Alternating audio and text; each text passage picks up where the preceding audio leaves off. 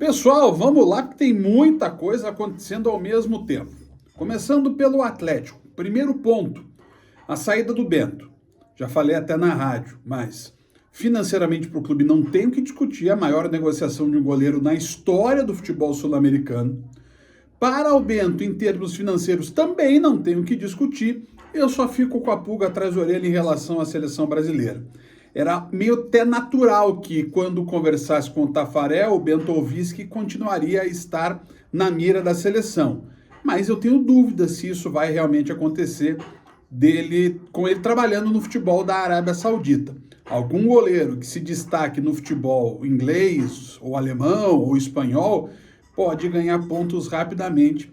E aí complica para o Bento, que para mim é goleiro para ser titular pelo menos em 2 Copas do Mundo, poderia ser inclusive já na próxima, em 2026. 107 milhões de reais, mas o Mário Celso Petralha foi às redes sociais e disse que o Atlético não vai investir muito em dinheiro, em futebol. Tudo bem, mas aí tem 2 pontos. Primeiro, o vice José Lúcio Glompe, no dia da posse da diretoria, foi muito claro ao dizer que não faltaria dinheiro para o futebol.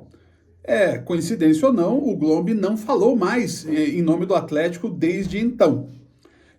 Segundo ponto, ninguém está exigindo que o Atlético derrame um caminhão de dinheiro em contratações e contratando dezenas de atletas. Mas estamos falando de posições carentes que precisam de reposição se o Atlético, sim, deseja ser campeão no seu centenário, além do título paranaense.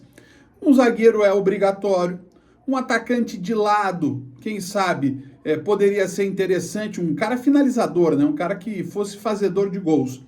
E, acima de tudo, uma outra opção, uma opção, quem sabe, que chegue para ser titular no meio-campo, já que o Zapelli ainda é irregular.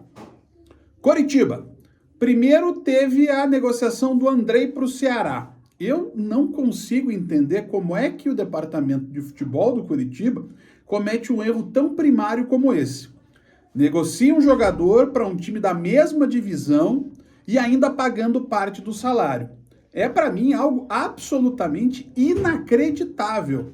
E nós estamos falando de um departamento de futebol que claramente sabe como são as coisas no esporte, né? Quanto tempo já estão aí na janela o Autuori e o William Thomas.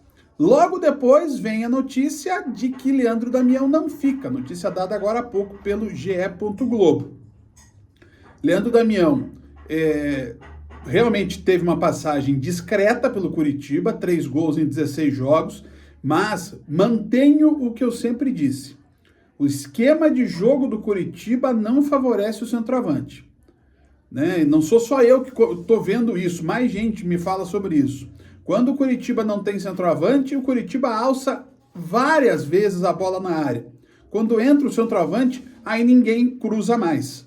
Eu não sei o que é isso, qual é essa coisa que passa na cabeça dos jogadores e também da comissão técnica do Coritiba. Mas saiu o Damião, agora é mais uma obrigação. O Coritiba agora tem que contratar centroavante, tem que contratar meia, tem que contratar lateral direito, tem que contratar atacante de lado. Quer dizer, aumentou ainda mais a obrigação em contratar do Coritiba. E em relação ao Aleph Manga, o que acontece? Não tem jogo. O Aleph Manga vai ser negociado, a não ser que uma reviravolta muito grande aconteça. O que eu acho que, devido aos últimos fatos, não vai acontecer. Paraná Clube e a SAF do Carlos Werner. O Carlos Werner não vai comprar a SAF do Paraná, ele não será o dono do Paraná Clube.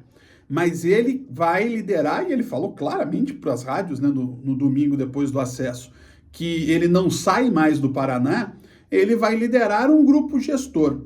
O grupo gestor lembra pelo nome, né, o modelo de gestão do Operário. Mas a ideia do Paraná é que tenha uma SAF, essa SAF seja, entre aspas, de propriedade do próprio clube. E aí, esse grupo gestor, com o Carlos Werner, com outros empresários ligados ao Paraná Clube, torcedores, os chamados grandes paranistas, assumam o comando e vão aí delegando o dia a dia para profissionais. É mais ou menos essa a ideia, só que para isso é preciso passar ainda pela barreira da sede da Kennedy. Né? A questão da transformação em SAF, ela já está aprovada pela Justiça. Basta que haja realmente alguém que faça essa aquisição. O leilão depende da Prefeitura, a Justiça recebeu pedidos da União e da Procuradoria do Ministério Público que a Prefeitura também seja chamada a se manifestar no caso.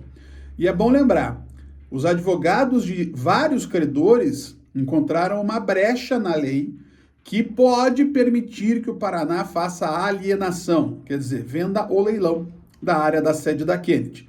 Coincidência ou não, os advogados desses credores são os mesmos advogados de Carlos Werner.